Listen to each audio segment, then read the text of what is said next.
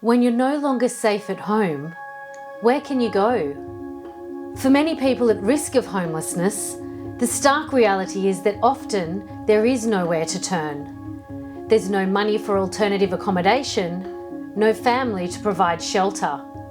And that means people can be forced to remain in or return to unsafe housing or face imminent homelessness. It's a cycle that young sisters Abigail and Isabella know too well.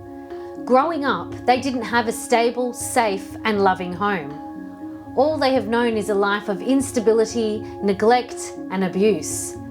Afraid for their safety, their mother was forced to leave their father.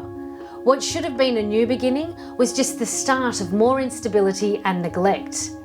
It was a life of constant moves and periods of homelessness, including time living in their mother's car.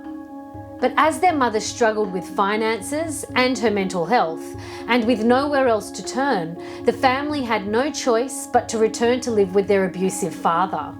For the young sisters, the move from a challenging and difficult situation back to the volatile life they thought they had left behind was traumatizing. With ongoing neglect at home, the girls struggled to fit in at school. They were often absent and falling behind in their education. For people at risk of experiencing homelessness, the impacts can be long-lasting and insidious. Homelessness can affect health and mental well-being, impacting schooling and employment opportunities throughout people's lifetime. Abigail and Isabella's chaotic home life made their lives unbearable. Now old enough to make their own housing application, the girls were able to move into a place they could call home. But when you've never known a secure, stable and loving home, where do you start? When the sisters turned to the St Vincent de Paul Society for assistance, they received a home visit from our local volunteer members. Thanks to the generosity of caring community members like you, the Society was able to provide the girls with food to fill their empty cupboards and household essentials, including a fridge, beds, a washing machine and furniture. When people are starting from nothing, every gift is a step towards a more stable life.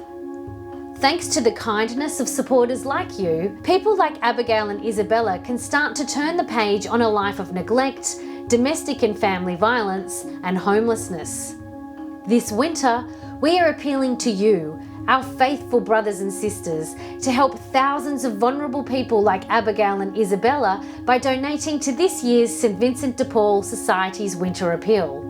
Your kindness will help the Society's local volunteer members remain on the front line to help those in our community who are at risk of or experiencing homelessness. Your kind gift can help ensure there's food on the table, people can stay warm, have basic home essentials to make a new start, and there's a safe and secure roof over their heads.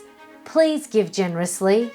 Your gift will provide ongoing support to help people break free from the cycle of poverty and homelessness. You'll find donation envelopes in the pews, the foyer, or ask your congregation's St Vincent de Paul Society member.